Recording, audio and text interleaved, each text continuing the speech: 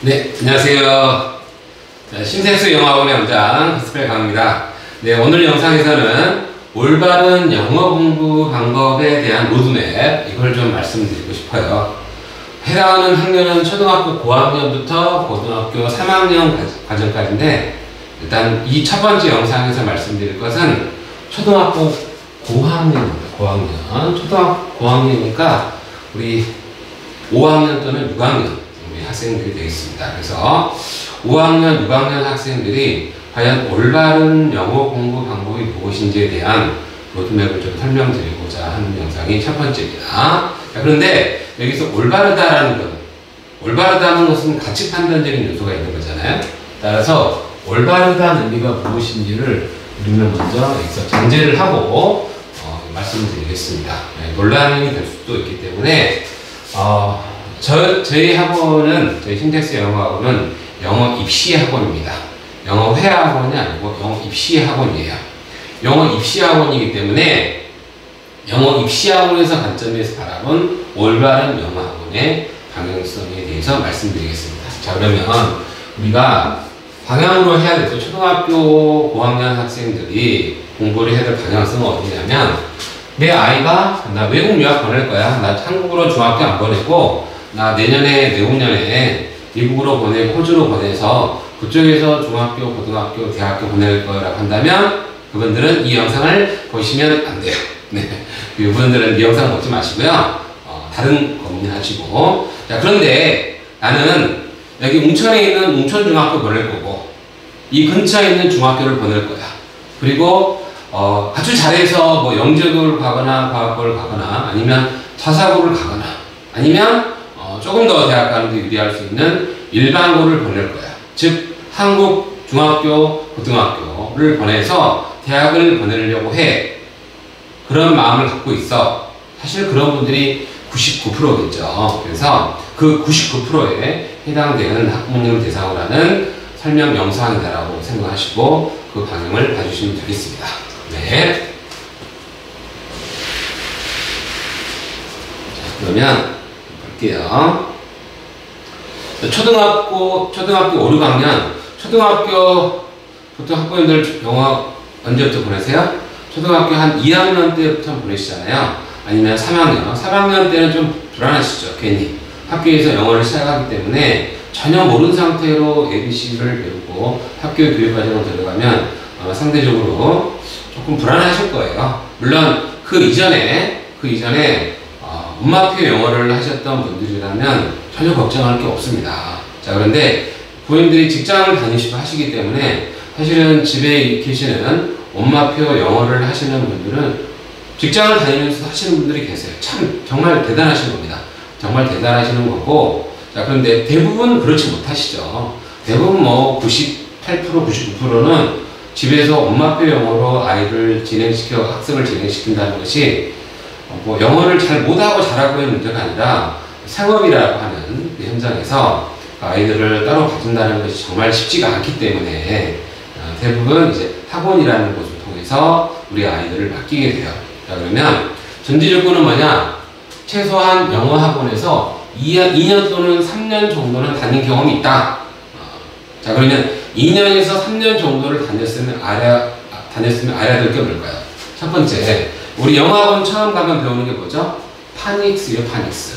파닉스라는 걸 배우는데, 자, 그런데 분명히 아셔야 될 것은 파닉스 배우면 영어 단어 다 읽을 수 있나요? 그렇죠. 파닉스 다 배워도 비슷하게는 읽을 수 있지만 정확하게는 읽을 수 없죠. 정확하게 읽을 수 없습니다. 예를 들어서 우리 머리를 말하는 이 단어하고 이 단어가 있습니다. 이 단어가 있는데, 물론 파닉스를 아주 잘 배웠거나 하는 아이들이면 이 발음을 할 수 있을 수도 있어요. 자, 그런데 제가 아이들 보면 이거 못해요. 이거 못합니다. 응? 이거 할 수 없어요. 응? 아니면 이거. 응? 이 단어. 머리, 슬픈, 아랫다 라고 하는 이 단어들을 잘 발음하지 못한단 말이죠. 자, 그래서 파닉스를 배웠다고 해서 발음 기호를 아는 건 아니에요. 절대 파닉스를 내었다고 해서 발음 기호를 아는 건 아니다. 자, 그런데 학부모님 세대와 달리 요즘 아이들은 음성 지원이 되는 컨텐츠가 많이 있기 때문에 학교에서도 발음 기호를 가르치지도 않고 학원에서도 발음 기호를 체계적으로 가르치지 않아요. 대부분 다. 제가 아는 선에는 그렇습니다. 하시는 분도 계시겠지만, 따라서 아이들이 이때 5, 6학년이 돼서 학원에서 뭘 받죠? 그러죠. 단어장이라는 걸 배워요. 단어장. 버케블러리 단어장을 받는데 아이들이 거기에 나온 단어를 발음을 못해요. 발음을. 이게 문제입니다. 발음을 못해요. 그냥 비슷하게는 해요. 파닉스를 배웠고 또 그런 과정을 거쳤고 하기 때문에 비슷하게는 읽는데 비슷하게 읽으면 안 되죠. 정확하게 읽어야 되죠. 정확하게. 특히 가장 중요한 게 뭐예요? 발음보다는 액센트예요. 액센트를 정확하게 지켜서 발음을 해야 되는데 아이들이 그걸 잘 모른단 말이에요. 우리 아이들한테 발음교에서 나오는 이 단어, 이 표시가 뭐죠? 이 표시? 학부모들은 이 표시를 뭐라고 학교단들 어떻게 읽으셨어요? 대부분 장음이라고 배우셨어요. 장음. 길게 발음한다. 그래서 길게. 자, 그런데 이 발음은 장음이 아니에요. 이 발음은 한자의 중국어의 성조처럼 한번 올라갔다가 떨어지는 발음을 하셔야 돼요. 이가 아니고 이 발음이 돼야 돼요. 이 발음이 돼야 되는데 아이들은 이 발음을 일단 첫 번째 이게 장음이다라는 것도 잘 모르고 이 발음을 이렇게 성조식으로 이렇게 읽어야 되는 것도 대부분 모른단 말이죠. 그래서 어떻게 외워요? 단어를 그러죠. 철자만 외워요. 철자를 외우고 단어 뜻을 시험을 봐요. 자, 그런데 실제로 여러분 학부모님 나오면 집에서 한번 테스트 한번 해보세요. 아이들한테. 아이들이 잘 모를 것 같던 단어를 읽혀보세요. 일단 읽을 수 없어요. 그리고 읽으면 이상한 거죠. 잘 못 읽어요. 저도 모르는 단어는 못 읽어요. 비슷하게는 있겠죠. 하지만 정확하게 자신을 가지고 액센트가 어디 있는지 아니면 그 발음이 모음의 어떤 발음인지를 정확하게 알 수 없어요. 그래서 반드시 뭘 찾아보죠? 반드시 사전을 찾아봐요. 그리고 그 사전에 대한 발음기호를 다시 발음기호를 통해서 하고, 그리고 혹시 이거에 대한 확신이 없으면 다시 음성 파일을 들어봐요. 때로는 미국 발음으로, 영국 발음으로, 호주 발음으로 들어본단 말이죠. 따라서 근데 제가 왜 발음기호를 알려고 하냐면 아이들은 음성 파일이 지원되고 QR코드가 있지만 그걸 잘 안 해요. 물론 학원에서 단어 프로그램이 있고 단어 프로그램을 통해서 결국은 이제 그 단어를 익혀요. 그거 할 때는 읽는단 말이죠. 자, 그런데 우리들의 그 머리가 청각 이미지가 그대로 우리 이 혓바닥까지 나오려면 그게 한두 번 본다고 되나요? 오늘 외웠던 단어 내일 가면 까먹는 게 정상인데 그러면 결국은 아이들이 뭘 보게 돼요? 단어장을 보게 된다고요. 단어장을. 근데 하다가 아이들이 뭐 단어 리딩을 하다가나 뭐 하거나 할 때 모르는 단어가 나오면 사전을 찾아보겠죠. 사전을 찾아보고 그러면 사전을 찾아본 다음에 아이들이 음성 파일까지 들어보나요? 그리고 그 음성 파일을 계속 연습해 봅니까? 그렇게 아이들은 능동적으로 공부하지 않아요. 수동적으로 공부합니다. 수동적으로. 그래서 막 어거지로 시키지 않는 이상은 아이들은 그거를 그냥 대충 단어 뜻만 보고 넘어가요. 그래서 결국은 아이들이 들고 다니는 그 단어장 있죠. 그 단어장을 왜? 계속 볼 거니까. 근데 거기 단어장에는 물론 QR코드도 있지만 아이들 핸드폰 맡겨두고 학부모님들 공부시킬 수 있어요? 못하죠. 아이들이 핸드폰 있는데 공부를 어떻게 하니까 손에. 핸드폰에 유튜브 보고 게임해야지. 아이들은 그렇게 잘 거만 핸드폰의 유혹을 아이들이 어떻게 이깁니까? 자, 그러면 공부할 때 어떻게 해요? 핸드폰 뺐죠? 핸드폰 수거하거나 그래 가서 공부하죠. 자, 그런데 단어장을 딱 봐. 단어장을 보는데 발음을 못해. 그리고 발음을 알아봐요. 그래서 QR코드를 찍어보나요? 안 찍어봐요. 그냥 읽어요. 그냥 단어 철자를 외우고 그냥 그리고 말아요. 그리고 아이들은 단어를 잘 못 읽어요. 네. 그런 일이 매우 흔합니다. 매우. 따라서 반드시 발음 기호는 알고 있어야 합니다. 발음 기호는 반드시 알고 있어야 된다. 자, 그 다음에 두 번째 전제 조건. 이 공부 과정을 들어가려면 비동사와 일반 동사에 대한 이해가 있고 이해를 넘어서서 훈련이 돼 있어야 돼요. 이해를 넘어서 뭐까지? 훈련이 돼 있어야 돼요. 훈련. 자, 이게 무슨 얘기냐? 우리 중학교 1학년 1과 2과 3과 1때 나오는 내용이 뭐예요? 그죠? 주어에 따라 주어가 1인칭이냐 2인칭, 3인칭, 복수형에 따라서 비동사의 변화가 있죠. 그 다음에 비동사의 과거시의 변화가 있죠. 일반 동사, 긍정문, 부정문 만들 때 변화가 있죠. 자, 그런데 애들이 근데 학원을 2, 3년 정도 다니면 다 알아요. 근데 문제는 외국어라는 얘기예요. 외국어. 외국어이기 때문에 안다고 될 문제가 아니죠. 알아서 될 문제가 아니고 숙달이 돼야 돼요. 숙달이. 그런데 중학교 올라가서 아이들 나름대로 영어 오래 다녔다고 하잖아요.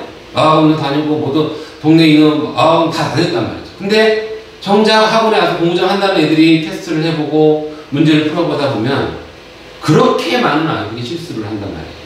내가 중학교 가서 우리 웅천중학교만 보더라도 중학교 A가 얼마인 줄 알아요?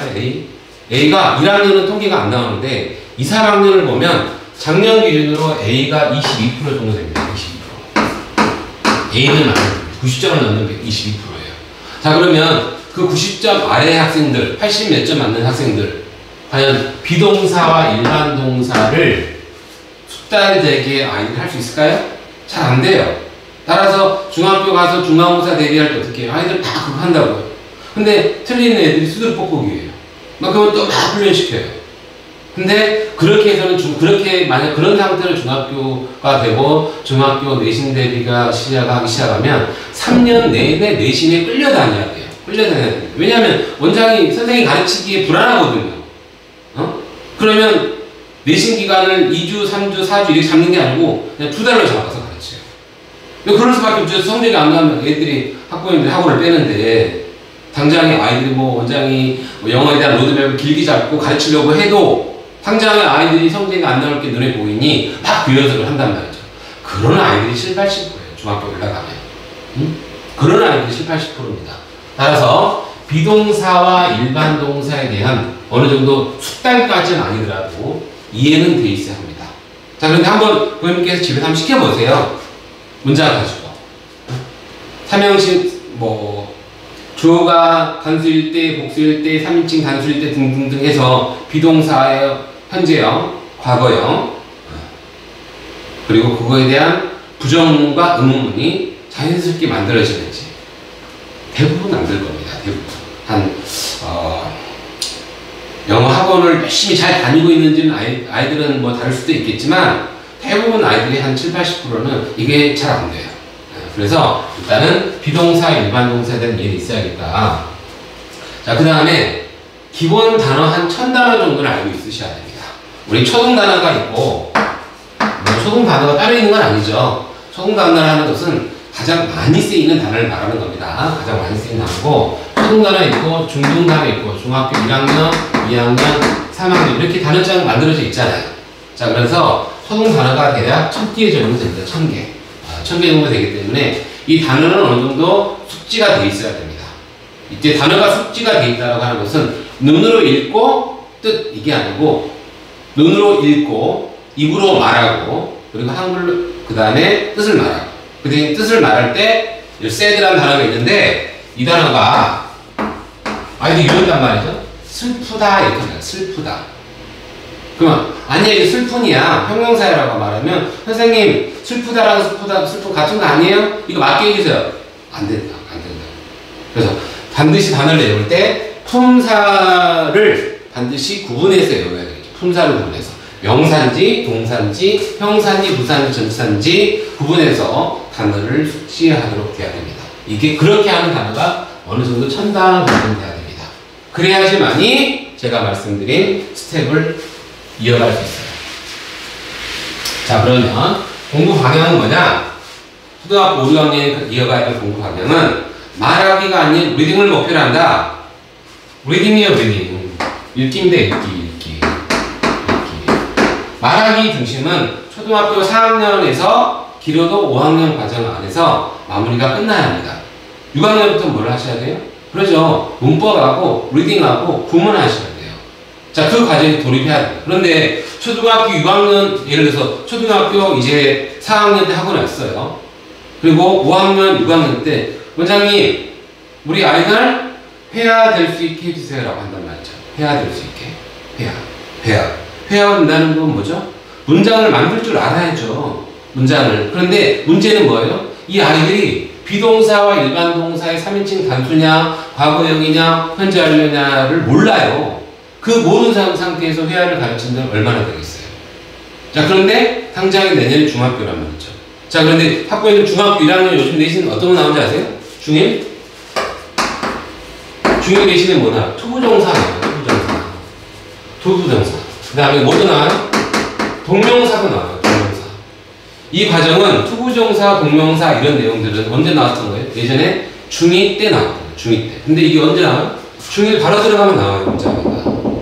이게 어디서 나오냐? 백발백중이라든지 알찬 그런 문제를 보면 조금 어려운 파트 있죠. 아니면 단어를 영영으로 풀어나온 부분들. 단어를 영영으로 풀어나온 부분 이런 데는 투부정사, 동명사가 들어간다고요. 그러니까 문제가 뭐냐? 단어 있고 영영으로 풀어나온 부분들을 애들이 해석이 안 돼요. 따라서 중학교 1학년 때는 뭐가 있어야 돼요? 돼야 돼요? 투부정사라든지 뭐에 대한 동명사에 대한 이해는 잡고 가셔야 돼요. 그리고 수동태 할 수 있어야 됩니다. 수동태는 원래 중학교 2학년 때 나오는 교육과정의 문법 내용이긴 하지만 문제는 문제집이 나오거든요.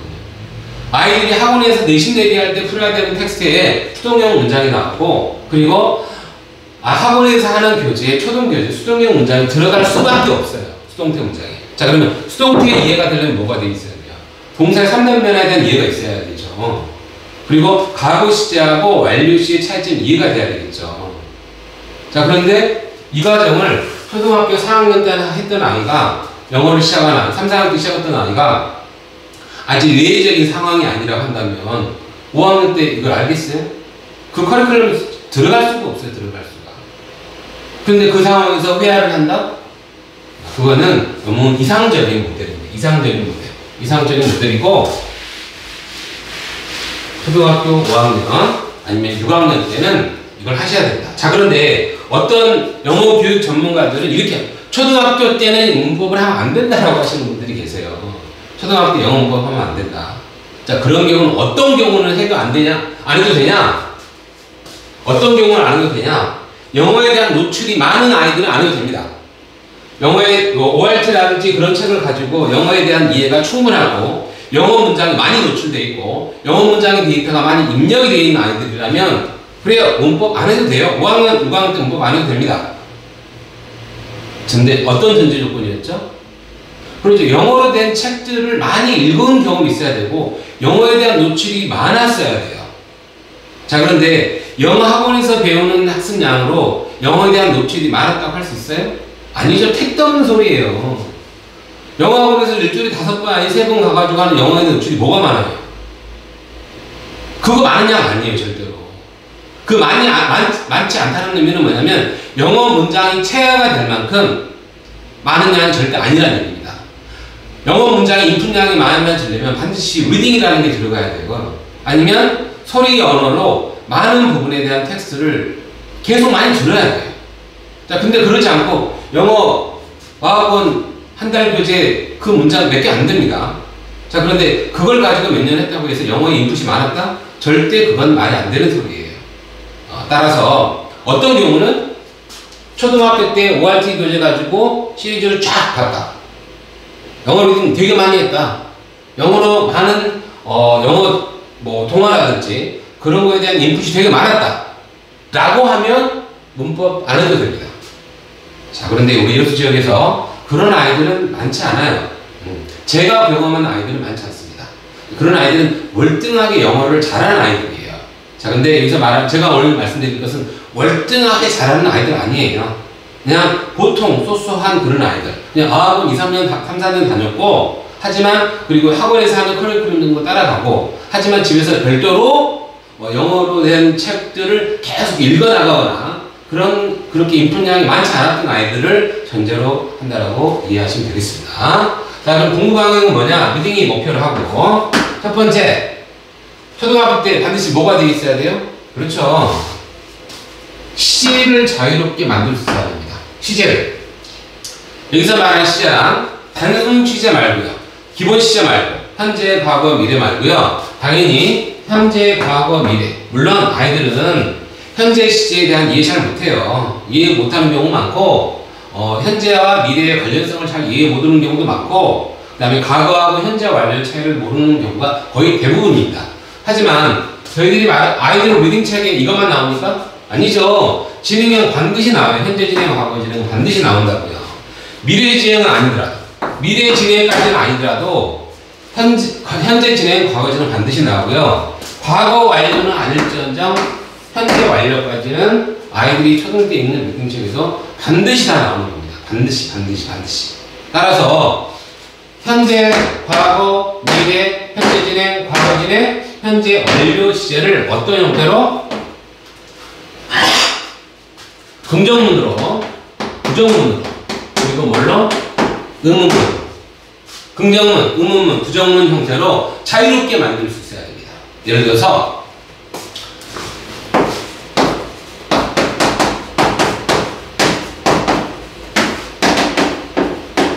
그녀가 피아노를 연주해요. 항상 연주하는 거죠. 이거를 뭘로? 부정문으로, 의문문으로. 그 다음에 과거 시제를 만들 수 있어야 되겠고, 미래 시제를 만들 수 있어야 되겠고.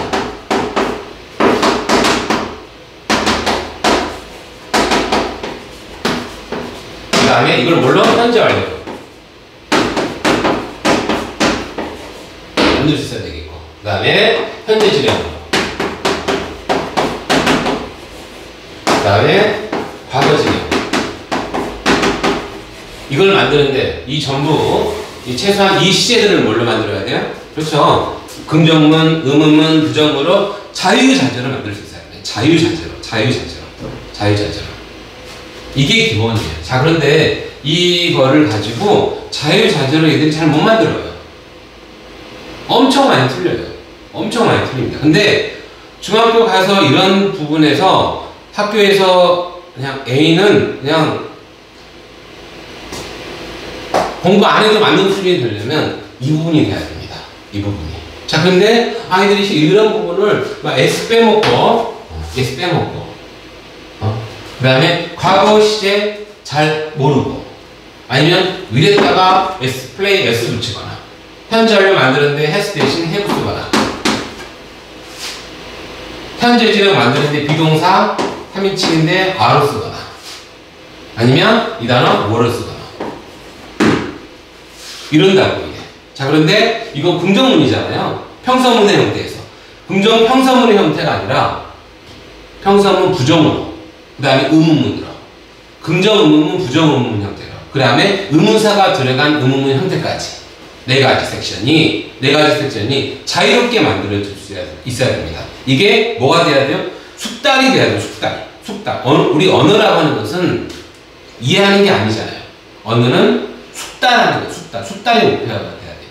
우리가 아무리 리딩이 목표고 수능이 목표고 독해 잘하는 게 목표를 하더라도 이 부분이 잘 안 되면 고등학교 내신을 잘할 수 없어요. 왜 그러냐? 고등학교에서 가장 기본으로 베이스로 하는 것은 아이들 지문을 가지고 중간고사 시험 범위가 한 대략 500문장에서 600문장 정도 돼요. 일반 고등학교가. 그럼 500문장, 600문장에서 계속 훈련시키는 게 뭐예요? 이 동사 파트 훈련시켜요. 동사.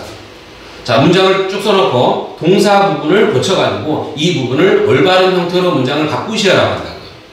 자, 근데 우리 고등학생들도 이게 안 되는 애들이 너무 많습니다. 너무. 그게 좀 더 스텝업 해가지고 준동사를 가지고 바꾸는 거. 자, 그런데 기본 시제가, 기본 형태. 우리 단순 시제, 현재, 과거, 미래, 그 다음에 진행 시제, 그 다음에 완료 시제, 좀 더 나가면 완료 진행 시제까지 있는데 그 부분까지가 잘 안 된다고요. 그래서 이 부분들이 자유롭게 될 수 있도록. 자, 그런데 우리 이제 시중에 나오는 초등학교든 중학교든 문법책들이 뭐냐? 원래 또 한국 문법책하고 미국 문법책은 달라요. 우리가 그래밍 뉴스 베이지라든지 그런 책들은 동사 파트가 전체의 4분의 3이에요. 동사가 차지하는 부분이. 이게 원서 문법책들은 동사가 차지하는 부분이 엄청 많다고. 엄청 많아요.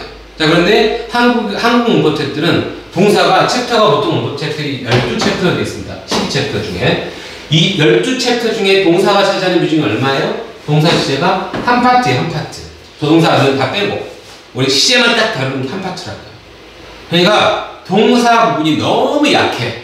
너무 약하기 때문에 아이들이 예를 들어서 한 달이나 두 달, 보통 이제 어학원, 영어 학원에서는 문법책을 3개월을 하거나 아니면 빠르면 2개월 정도를 해요. 2개월 정도를 하는데, 자, 그러면 3개월을 했을 때 한 달 동안 4챕터 나갔어요. 그 다음에 4챕터 나가죠. 그 다음에 4챕터 나가죠. 보통 3챕터 정도가 동사 시제가 있거든요. 3에서 4챕터가. 자, 그러면 이렇게 쭉 석 달을 돌았어. 석 달을 돌면 그 동사 해요, 못해요? 못해. 문법 했는데 그때는 해. 근데 시간이 쭉 지나잖아요. 텀이 길어지잖아. 막 전치사 배우고 접속사 배우고 하다 보면 애들이 잊어버려요. 그게 당연한 거예요. 그래서 처음에 중등 과정을 준비해가는 과정에서 아니면 영어를 배워가는 과정에서 반드시 동사에 대한 훈련을, 반드시 트레이닝을 빡세게 하셔야 돼요. 빡세게. 아니면 뭘로? 초등학교 때 브레미니스 베이직 같은 교재를 쭉 해야죠. 근데 이게 참 책이 좋은데, 브레미니스 베이직이라는 이런 책이 참 좋고 호흡이 너무 길어요. 챕터가 118개예요. 이렇게 하루에 한 챕터씩 다 끝내는, 한 유닛씩 다 끝내는 것도 엄청 어려운데 되게 빡세요. 제가 그 책을 수년을 가르쳤는데 한 유닛씩 끝내가는 게 되게 어렵다고요. 물론 끝내고 나면 참 보람차요. 참 보람차고 아이들이 성장하는 걸 많이 보게 되는데, 호흡이 너무 길다 보니까 아이들이 엄청 지겨워요. 그리고 글씨가 깨알 같아요. 그래서 실제로는 우리 대학생들이 많이 봐요. 대학생들이 어학연수를 간다거나 영어로 된 영어 말하기를 좀 잘하고 싶은데, 결국은 영어 말하기에서 걸리는 게 뭐죠? 동사예요. 동사. 주어는 다 말해, 한국인들은. 근데 뭐가 안 돼요? 동사가 안 돼요. 동사만 나오면 문제가 아니죠. 조동사를 같이 써야 되는데, 조동사. 그리고 우리가 능동태만 쓰나요? 수동태를 쓰잖아요. 수동태. 네, 수동태. 그리고 그것만 씁니까? 여기다 부사를 집어넣거든요. 그러니까 조동사, 부사, 그리고 형태의 변화인 능동에서 수동으로까지 되기 때문에 이게 자유자재로 돼야 되는데, 초등학교, 중학교 커리큘럼 과정에서 동사가 시험에 나오는, 물론 중요하지만 수능에서 리딩으로 나오고 중학교 과정에서도 동사 부분보다는 아까 말했던 준동사라든지 관계사라든지 분사라든지 이런 섹션이 시험에 많이 나오고 애들이 많이 틀리기 때문에 대부분 그런 쪽에 포커스가 맞춰서 시험에 나와요. 그러니까 아이들이 뭐가 약해요? 동사 부분이 엄청 약하다고요. 동사 부분이. 그래서 심지어 중학교 2학년 때 올라가면 아이들이 가장 어려워하는 파트가 뭔지 아세요? 현재 완료. 현재 완료를 니들 잘 못해요. 첫 번째, 현재 완료 왜 어렵냐면 과거 시제하고 과거 분사가 규칙 변화인 그 시제가 똑같을 거 아니에요? 예를 들어서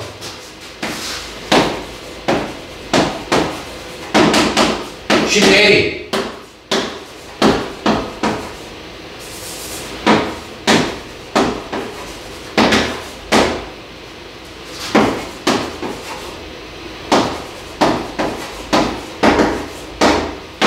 이렇게 나오면 얘들이 잘 못해요. 이거 메이드. 이거 메이드. 이거 메이드. 뭐가 다르지?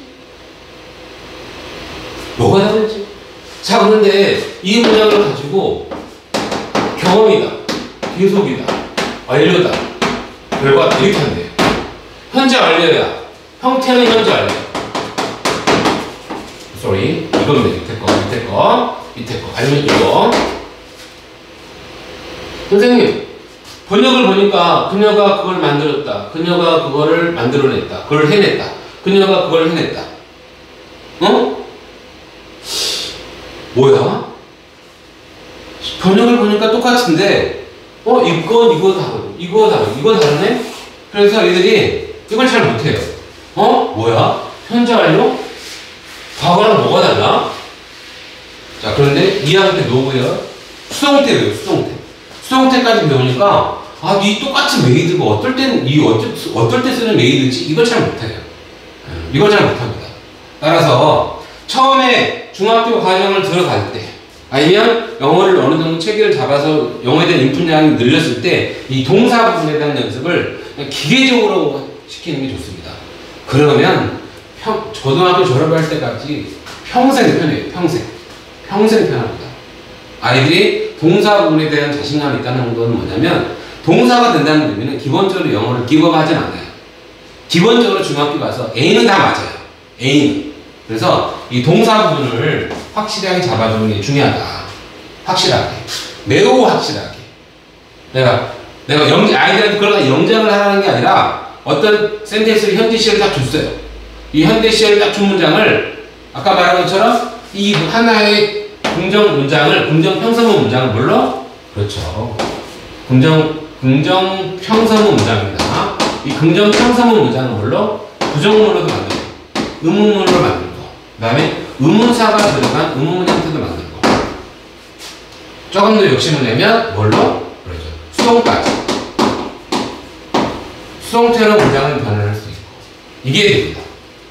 이게 되면 그 아이들 절대 영어를 어려워하지도 않고, 영어에 대해서 두려움을 갖지도 않고, 내신 기반한테 쫄리지도 않습니다. 근데 이걸 꼭 하시기 바래요. 이걸 꼭. 뭐 제 말 다 맞다는 건 아닌데 저는 그렇습니다. 제 경우는 그렇다. 자, 그 다음 단계 볼게요. 중1 단어장을 반복해서 암기한다. 자, 중요한 건 뭐죠? 단어장을 반복해서 암기한다. 반복. 아이들뿐 아니라 누구나 다 한 번 외운 단어를 다 절대 머릿속에 남지 않겠죠. 다 잊어버려요. 잊어버리는 게 정상입니다. 그러면 학원 커리큘럼상 단어장을 가고 또 반복하고 최소 몇 번 정도 반복해야 될까요? 보통 한 단어장의 데이가 30개 정도, 꼬맹이들이 보는 단어장들은 30개 정도로 돼 있는 데이 30이면 학원에서 만약 주 3회를 다니면 얼마, 한 달에 12번이니까 석 달 정도 걸리겠네요. 석 달. 자, 그럼 이거를 1년 기준으로 했을 때 4번. 4바퀴 정도는 돌리시면 4바퀴. 계속해서 반복해서 보셔야 돼요. 계속. 한 번 보고 단어장 바꾸고, 한 번 보고 바꾸고. 그러면 안 돼요. 얘들 한 번 보고 단어장 바꾸고, 한 번 보고 단어장 바꾸잖아요. 한 번 보고 까먹고, 한 번 보고 까먹고, 계속 까먹고요. 인풋 대비 아웃풋이 없어요. 왜냐하면 외우지 못하거든요.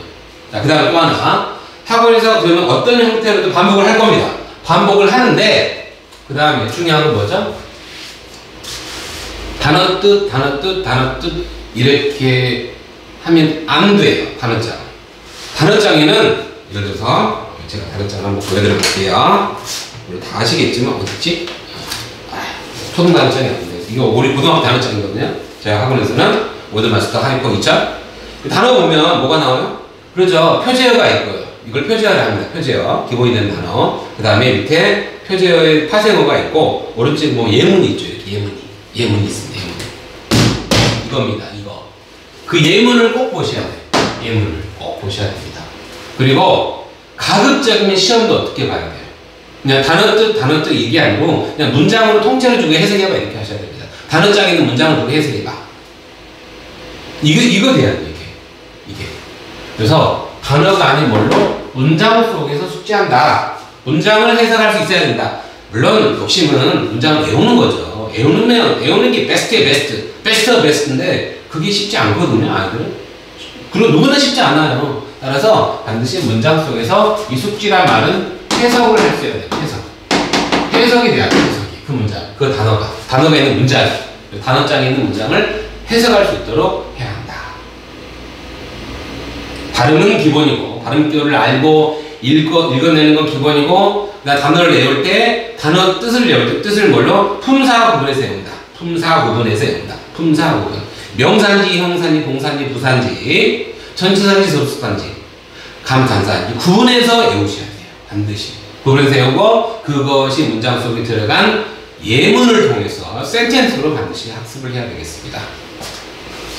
이게 단어장을 공부할 때 가장 중요한 거. 자, 그 다음에 동사의 시제에 대한 이해가 섰어요. 이걸 했단 말이에요. 이제 그래, 한 달이든 두 달이든 배워서 동사 시제 최소한 현재 과거 미래, 현재 진행 과거 진행, 현재 완료까지 최소한 6가지는 뭐 어떤 문장을 주면 이걸 가지고 뭐 아까 말한 4가지 형태로 평서문, 부정문, 의문문, 의문사가 들어간 의문문 형태로 만들어낼 수 있다 라고 한다면 초등학교 고학년 수준의 문법책을 문법책과 독해책을 교차하면서 하는 겁니다. 교차. 체인지 하면서 하는 거예요. 지금 무슨 얘기냐? 문법책을 배웠어요.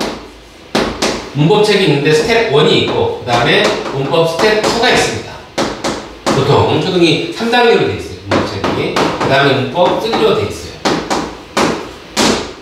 이렇게 스테이지를 쭉 넘어가면 안 돼요. 절대 안 됩니다. 애들 소화 불량을 해요. 소화 불량. 못 따라가요. 물론 따라가는 아이들도 있죠. 그 중에 똘똘한 놈이 한두 명씩 있거든요. 자, 근데 제 경험에서는 안 돼요. 저도 해봤어요. 저도 경험이 부족할 때 해봤습니다. 안 돼요. 근데 저는 어땠냐면 애들 막 탓했어요. 이 새끼들 이걸 못해? 이 쉬운 거를? 강사는 쉽지. 다 해봤습니다. 근데 저도 경험이 없을 때는 그렇게 했었습니다. 근데 이거 문법 하나를 돌렸어. 근데 이걸 가지고 바로 넘어갈 수 있어요? 원래 가장 좋은 것은 어디로 넘어가는 거죠? 가장 좋은 것은 뭐냐면 문법 다음에 구문을 학습하는 거예요. 구문. 그거 가지고 이 문법이 적용된, 물론 문법책에도 문장이 있죠. 근데 그 문장들을 다시 한번 비동사 파트단 비동사, 투부정사에도 투부정사 문장을, 구문을 그 다음 달에 다시 한번 학습해 보는 게 좋아요. 자, 그런데 문제는 뭐냐? 자, 이게 뭐냐면, 이거는 문법은 뭐죠? 품사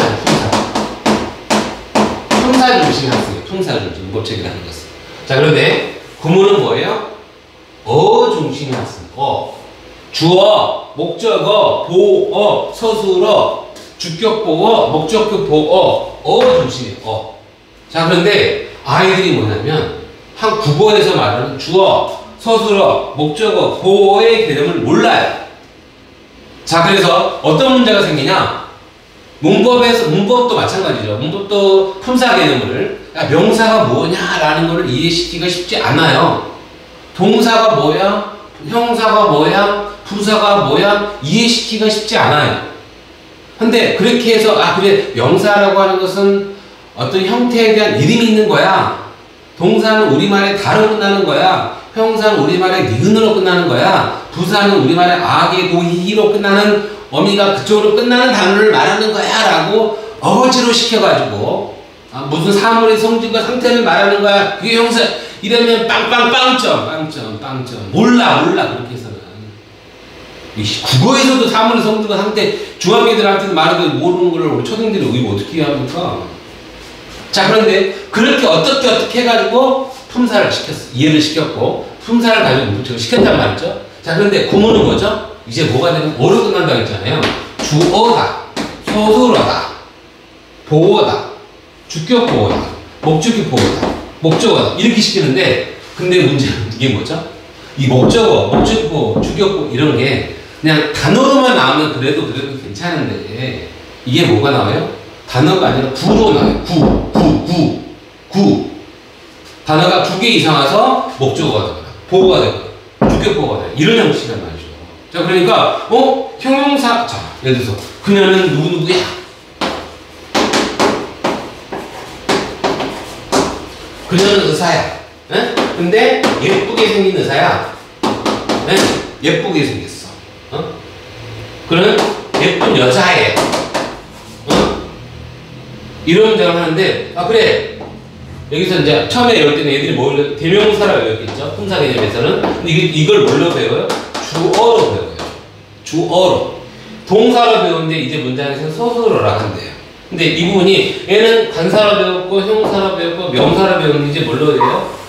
얘는 주격보예요. 주격보. 이제 뭐가 문제가 생기죠? 아이들의 문법 영어, 이제 영어를 공부하는 게 아니라 영어에 용어를 공부하느라고 힘들어요. 용어 배우려면 용어를 힘들어해요. 용어를. 한자적 개념이 없으니까. 설령 있다 하더라도 이거를 품사에서 중심의 문장 센텐스에서 본다, 구문 스트럭처로 본다, 애들이 그게 안 돼요. 그래서 대부분 영어 전문가들이 초등애들한테 문법 가르치지 마라, 그 얘기를 하는 이유 그것 때문이에요. 왜? 용어가 어렵거든요. 용어가 어려우니까 영어를 배우는 게 아니고 영어 문법의 용어를 배우느라 힘든 거예요. 자, 근데 우리 문법 용어 중요합니까? 안 중요해, 안 중요해. 영어 문법 용어는 왜 만든 거예요? 문법 용어는 왜 만드냐면 가르치는 놈들이 좀 편하려고 하는 거예요. 막 애들한테 이거, 야, 이거 명사인데 어쩌고 이렇게 설명하기 귀찮으니까 덩어리를 뭉뚱그려서 딱 이거. 가르치기 편하거든요. 그런 의미에서 저는 문법적인 용어들이 탄생했다고 생각을 하고 가르치는 입장은 편합니다. 하나하나 설명하는 것보다는. 그래서 주어다, 목적어다, 보어다 이렇게 설명을 해 나가는 거거든요. 근데 초등 애들은 그것이 너무 큰 벽이야. 대부분 아이들이 여기서 좌절한다. 엄마, 나 영어가 어려워. 초등학교 때 재밌었는데 영어가 어려워. 대부분의 원인이 뭐죠? 배우는 문법 용어 때. 용어. 자, 그래서 초등학교 저학교 아이들한테는 먼저 뭐가 선행돼야 될까요? 그렇죠. 센텐스에 대한 이해가 선행이 돼야 돼요.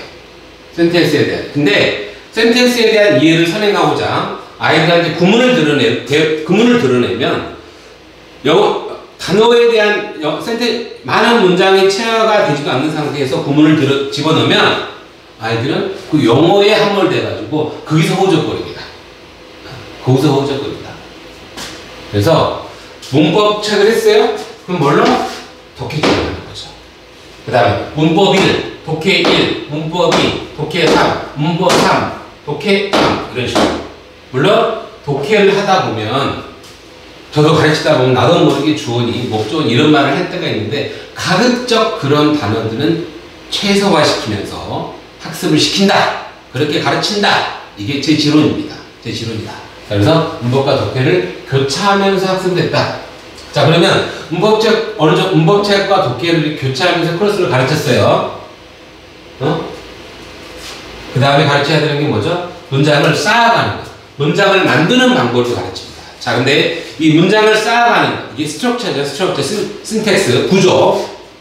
제 학원 이름처럼 영어 구문이거든요. 영어 구문. 자, 근데 구문을 주어, 목적어, 보어, 서서 이렇게 들어가면 아이들이 힘들어요. 결국은 영어를 만들어 간다는, 영어를 우리가 문법이라 하는 거, 그 다음에 구문이라 하는 것은 동사의 패턴에 따른 이 동사가 뒤에 명사를 하나만 갖느냐, 명사를 2개 갖느냐, 그 명사가 앞에 있는 주어랑 같은 의미냐, 아니면 다른 의미냐, 명사가 2개 왔을 때 그 뒤에 나온 동사 뒤에 있는 명사, 그 다음에 있는 명사가 각각 다른 의미냐, 아니면 2개를 보완하는 의미에 따라서 문장이 1형식부터 5형식까지 구분이 되는데, 이걸 문법, 영어로, 아까 말한 구문 언어로, 주어, 목적, 보호 개념으로 들어가면 애들이 뒤로 자빠지겠죠. 뒤로 자빠집니다. 오케이? 이렇게 해서, 그러면 가급적 그런 영어를 자제하고, 주어, 동사, 목적어, 주어, 동사, 간목직모, 주어, 동사, 목적어, 목적보 형식의 문장들을 계속 동사를 중심으로 계속 만들어가는 연습을 하는 거죠. 만들어가는 연습을. 가급적 뭔 자제하고, 용법, 영어는 자제하면서. 그래서 그 아이들의 머릿속에가, 그 아이들의 입에가 그 문장의 체계가 2형식 문장, 3형식 문장, 4형식 문장, 5형식 문장의 체계가 잡혀가도록 트레이닝을 시켜야 돼요. 그 과정에서 뭐가 되는 거예요? 어순감각이라는 게 쌓입니다. 어순감각이고, 제가 개인적으로 추천하는 것은 길벗 출판사의 기적의 영어 문장 만들기 있거든요. 2형식 문장 만들어보기, 3형식 문장 만들어보기, 4형식 문장 만들어보기, 5형식 문장 만들어보기라는 책들이 있어요. 자, 그러면 이렇게 관문할 수 있죠. 선생님, 결국은 선생님께서도 문법 영어를 가르치고 주어, 목적어, 보어, 소스로 어어 중심의 개념을 가르친 게 아닙니까? 맞습니다. 맞는데 목표가 뭐죠? 이번 달에는 2형식 문장만 줄곧 연습하고, 그 다음 문장엔 3형식 문장만 줄곧 연습하고, 4형식 문장, 5형식 문장은 줄차근하게 연습해 보는 겁니다. 줄차근하게. 자, 그래서 예를 들어서 명사가 왔고, 동사가 왔고, 명사가 왔어요. 첫 번째 명사, 두 번째 명사 같은 거 같고 다른 거. 이 2가지 개념을 봅니다. 그리고 아이들한테 이 2가지 차이점을 설명해주고, 그리고 그 문장을 계속 만들어가요. 자, 그러면 아이들은 뭐가 쌓여요? 어떤 문장은 목적어고, 어떤 것은 두 번째 있는 명사가 부호가 되는지 자리를 잡아갑니다. 머릿속에. 이거를 어른들이 공부하는 것처럼 2형식 문장, 3형식 문장 쫙 설명한 다음에 따라와! 이렇게 한다고 되는 게 아니에요. 물론 따라갈 수 있는 아이도 있다니까요. 하지만 대부분은 안 돼요. 대부분은 되지 않습니다. 그래서 뭘로? 많은 드릴링을 해봐요. 많은 훈련을, 센텐스를 가지고 계속 연습을 해봐야 돼요. 문장을 만들어가는 과정이 어떤 것인지를 계속 연습하는 게 문장을 쌓아간다고 보셔야죠. 그래서 문장이 뭘 갖는다? 잘못 나와. 어순감각이 아니라 어순감각. 어순. 우리가 외국어를 배운다는 의미는 뭐예요? 출발어인 우리 외국어를, 영어를 결국 우리말로 도착이 이해가 돼야 되는데 그 차이는 간격을 좁혀가는 거죠. 출발어인 외국어와 우리말 사이의 간격을 좁혀가는 거. 그 좁혀가는 과정이 뭐예요? 외국어를 배워가는 거고 그 과정이 어순 감각을 형성해 가는 겁니다. 네, 우리말은 동사 중심의 언어가 아니라 한국어는 명사 중심의 언어이기 때문에 명사가 발달을 원해요. 명사가. 그래서 영어에서는 하지만 영어는 동사가 발달된 단어이기 때문에 주어 다음에 바로 동사가 오는 거고 우리말은 동사가 저 끝에 있는 거예요. 끝에 있는 거. 결국은 무슨 얘기냐? 영어는 동사를 중심으로 뒤에 문장 체계가 형성이 되는 거예요. 따라서 2형식 문장이든 3형식, 4형식, 5형식 문장이든 동사를 패턴을 외우는 거죠. 결국은 2형식이다, 3형식이다, 4형식이다, 5형식이다 하는 것은 동사의 패턴을 외우는 겁니다. 사역동사는 뭐예요? let, make, have인데 주어, let, make, have 다음에 목적어 다음에 동사 원형이 나오는데 그때 의미는 목적어가 뭐뭐하도 시키다 이런 의미잖아요. 근데 그게 문법이라고 볼 수 없고요. 뭐라고요? let이라는 단어, have라는 단어, make라는 단어가 쓰였을 때는 이런 패턴으로 쓰이는 거야. 근데 have라는 단어가 뒤에 명사 다음에 명사 동사가 나오는 구조 말고 명사 하나만 나오는 구조도 있고 make라는 단어가 뒤에 명사 하나만 갖는 경우 뒤에 명사가 2개 오는 경우 하지만 그 다음에 명사 다음에 동사 원형이 오는 경우 과거 분사가 오는 경우 형용사가 오는 경우는 있는데 그 쓰임의 용례를 분류해 놓은 게 뭐예요? 문장 5형식이라고요. 근데 우리 애들한테 문장이 나오고 5형식을 바로 들이대면 애들은 뒤로 자빠져. 못해. 왜? 어렵거든 그 영어가. 따라서 뭘 해야 돼요? 문장으로 학습을 해야 돼요. 문장으로 만들어가야 돼요. 자, 근데 이거를 독해로 하셔야 된다는 분들이 계시거든요. 독해로? 저는 개인적으로 반대입니다. 반대. 철저하게 반대. 우리는 초등학교에서 고학년으로 올라가요. 물론 꼬맹이 때는 그렇게 해도 되는데 초등학교에서 고학년으로 올라가요. 영어를 많이 할 수 있는 시간이 많이 없을 뿐만 아니라 아이들은 이제 소위 말해서 머리가 굵어졌어요. 생각을 한다고요. 이 문장을 보면서 생각을 한다고요. 그래서 문장을 만들어가는 방법을 알려주고 그 알려준 방법대로 문장을 빌딩해가는 것을 훈련하고 그 훈련을 가지고 다시 독해로 다시 확인하고 적용하는 과정이 거쳐져야지 그냥 애들한테 문장을 주어주고 이걸 해석해 가면서 이게 2형식 문장, 3형식, 4형식 영어의 그 구조 체계가 자연스럽게 잡혀갈 거다. 물론 영어 교육학적인 측면에서 물론 반론을 할 수 있고 충분히 반론을 할 수 있죠. 충분히 반론을 할 수 있는데 저는 그게 현실에서 그리고 영어를 아주 잘하는 애들 빼고 타고난 애들 빼고 대부분의 아이들은 어렵다는 게 제 지론입니다. 어렵다는 게 제 지론입니다. 따라서 영어를 구조적으로 가르치고 구조적으로 숙지하고 반복하고 그리고 구문이 쌓이면 다시 영작을 통해서 다시 독해로 다시 그 과정을 반복하는 것. 그것이 영어를 잘해가는 과정이라 생각합니다. 자, 그 다음에 문장을 쌓아가는, 빌딩해가는 과정이 어느 정도 체화가 될 겁니다. 이 과정을 거치면. 근데 결국 이 과정은 결국 뭐예요? 동사의 패턴을 외우는 거예요. 동사의 패턴을. 그 쓰임의 용례를 외우고 가는 거다. 이렇게 보시면 되겠고, 다시 한번요. 이 과정을, 제가 이 전까지 했던 과정은 뭐라고요? 동사의 체계를, 동사의 패턴. 이 make 다음에는 어떻게 나오는 구조야? 명사가 나오거나 명사 하나 나오는 거, 2개 나오는 경우, 명사 다음에 형사가 나오는 경우, 명사 다음에 동사가 나오는 경우, 명사 다음에 과거분사가 나오는 경우를 패턴을 해서 외우는 겁니다. 외우는 거. 그러면 어때요? 근다고 해서 우리 다 잡혀요? 잡혀요? 안 잡혀. 자, 어땠어요? 한 달은 내가 3형식 배웠고요. 그 다음에 4형식 문장 배웠고요. 5형식 문장의 구조를 문장을 학습했단 말이죠. 자, 그런데 얘들은 이 4형식을 잊어버려요. 또 잊어버립니다. 잊어버려요. 자, 그럼 최종 복습해야죠. 뭘로? 그렇죠. 이것들이 다 적용되는 뭘로? 독해 문장은. 우리 독해 문장은 뭐죠? 독해 리딩책은 어떻게 돼 있어? 리딩책은 2형식부터 5형식 문장이 짬뽕으로 들어가 있어요. 짬뽕으로. 짬뽕으로 들어가 있으니까 내가 이때는 짜장면 먹었고, 에? 이때는 라볶이 먹었고, 이때는 뭐 군만두 먹었으면 섞어가지고 먹어봐야 돼요. 그래서 이게 짜장면인지, 이게 군만두인지, 이게 라볶이인지 구분해야 할 수 있어야 돼요. 그러면서 아이들은 그 문장에 대한 체화를 계속해서 숙달해 가는 거다. 그것이 조금 더 체화되는 거다. 조금 더 응용해 가는 과정이다. 이렇게 보시는 게 맞겠습니다.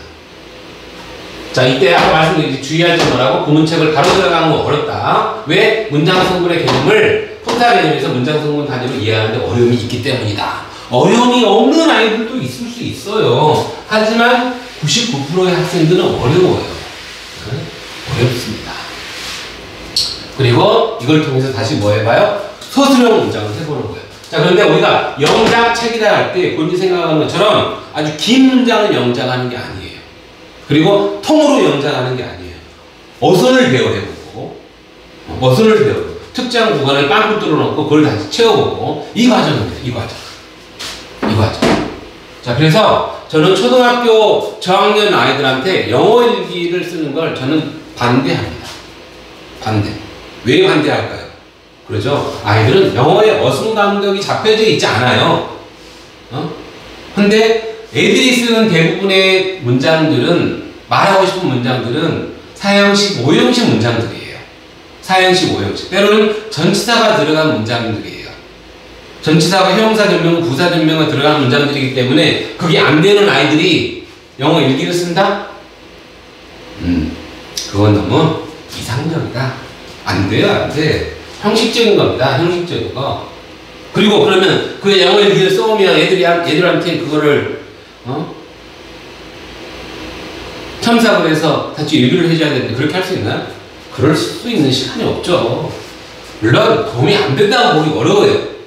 하지만 저는 가성비 있게 시간 투자 대비 인풋 대비 아웃풋이 더 높을 수 있는 방법을 얘기하는 겁니다. 그분이 틀렸다? 아니요. 의미가 있죠. 하지만 좀 더 의미가 있고 좀 더 효율성이 높은 걸 추가하자는 거예요. 네. 어떤 교육이 의미가 없겠습니까? 효율성의 문제이지. 자, 이 정도 했다. 이 정도 했으면 사실 중학교 내신 대비 다 끝난 거예요. 중학교 1학년 수준. 중학교 1학년 수준은 이 과정에서 거의 다 대비가 됩니다. 그리고 물론 이것은 이제 교육 특구 지역, 뭐 광주 봉선동이라든지 대구 수성구라든지 아니면 해운대라든지 부산 아니면 대시도 이런 동네들 같으면 이 과정으로 다 끝나지 않아요. 좀 더 어렵거든요. 좀 더 어렵습니다. 많이 어렵진 않아요. 많이 어렵진 않는데 이 과정을 좀 더 연습을 한다고, 이 추가적인 과정이 6개월 정도 가미된다고 한다면 사실 이제 이게 6학년보다는 5학년 때 이 과정을 하면 좋겠죠. 5학년. 그리고 6학년 때 좀 더 심화 있는 중학교 1학년 과정을 받는다가 중학교 1학년 과정 정도의 문법을 어느 정도 둘링하고 그 과정부터 아이들이 어느 정도 인지력이 되기 때문에 그 아이들이 구문책 센텐스를 학습해 간다면 아이들은 충분히 중학교 과정은 거의 끝나간다. 중학교 1학년 과정쯤 리딩 대비를 할 필요 없다. 그래서 이 정도 과정까지 끝냈으면 바로 어디로 들어가셔도 돼요? 중2 과정으로 들어가셔도 됩니다. 중2 과정. 왜냐면 이 과정, 방금 이까지 오는 과정에서 대부분의 중학교 1학년 과정이 마스터가 되기 때문에 이 과정. 그래서 초등학교 6학년 때부터 했으면 중학교 1학년 1학기 정도면 이 과정이 거의 다 마스터 되고요. 초등학교 5학년부터 했다 그러면 6학년 1학기 정도가 끝날 때쯤에는 바로 그 다음에 중학교 2학년 과정으로 넘어가셔도 됩니다. 중학교 2학년 과정은 뭐죠? 그렇죠. 기본적인 아까 말한 출발이 동사부터 출발했기 때문에 동사에 대한 이해가 되어 있다고 한다면 그럼 중2 과정은 뭐죠? 준동사, 투부정사, 동명사, 분사, 그 다음에 이 관계사, 관계대명사, 관계부사에 대한 문장들에 대한 이해가 이제 결국은 수식어가 들어가서 문장이 길어지는 문장까지도 하는 거기 때문에 이 과정을 바로 진행하셔야 됩니다. 이 정도가 초등학교 5학년 아니면 6학년 학생들이 영어 공부를 2년에서 3년, 뭐 필요에 따라 4년 정도까지 한 학생들이 공부를 시작했을 때 초등학교 5학년 때부터 했다면 초등학교 6학년 1학기 과정이 끝났을 쯤에는 이제 바로 중학교 2학년 과정에 해당되는 과정을 해도 된다. 이렇게 보시면 되고, 아마 그 아이들이 초등학교 6학년 1학기쯤에 중학교 2학년 과정쯤에 들어가는 아이들은 중학교 1학년이 끝날 쯤, 아니면 중학교 1학년 중간고사가 끝날 때쯤에는 고등학교 모의고사를 풀 수 있을 겁니다. 고등학교 1학년 모의고사를 1학년 중간고사 또는 1학년 기말고사쯤에는 고등학교 1학년 모의고사를 할 수 있다. 자, 그러면 뭐 애들은 중학교는 끝나는 거죠.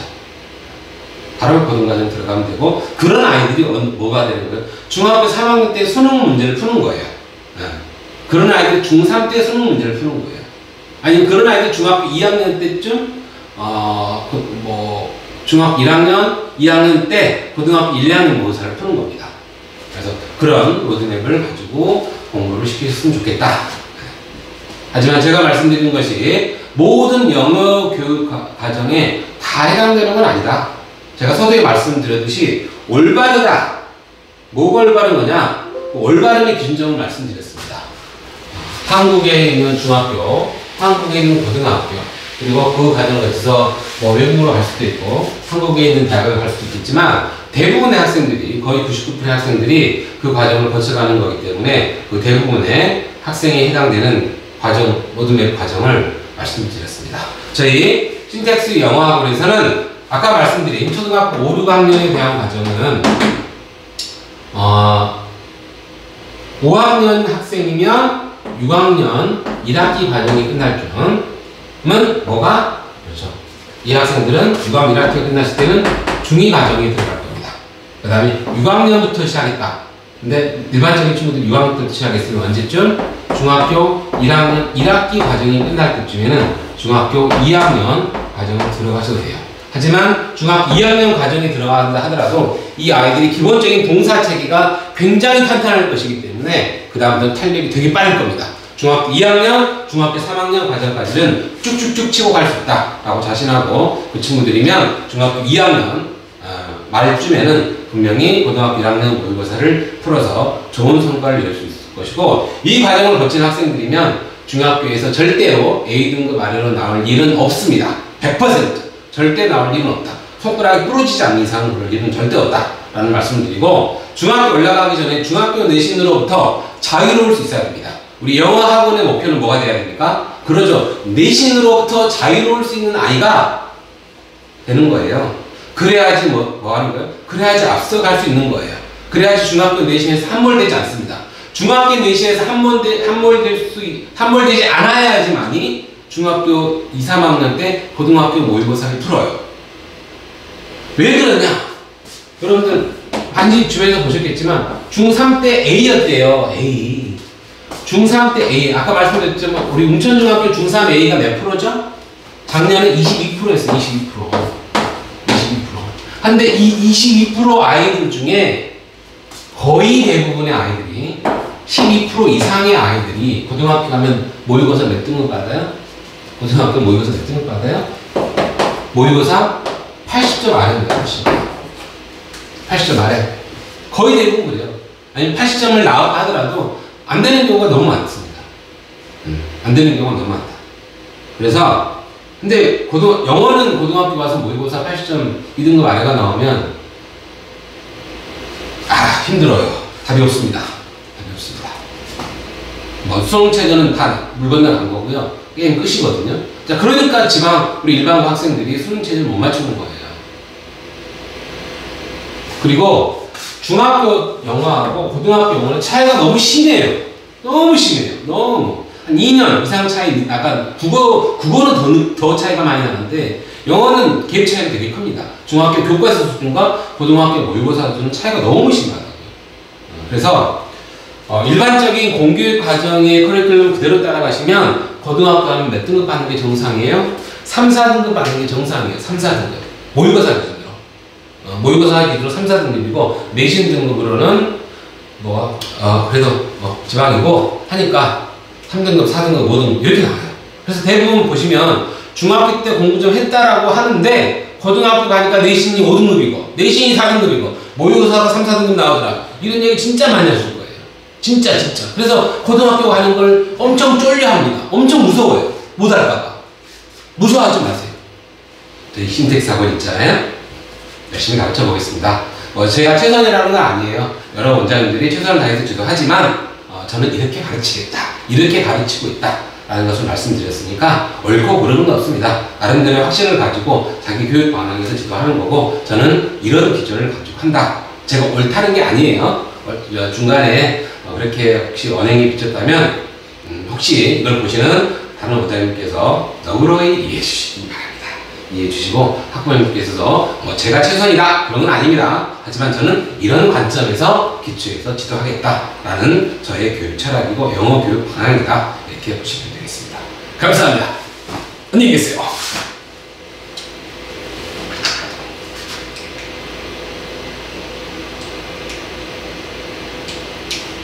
안 눌러지네요. 가서 손으로 누르겠습니다.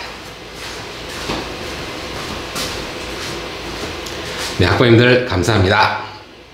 신택 학원에 많이 등록해 주세요.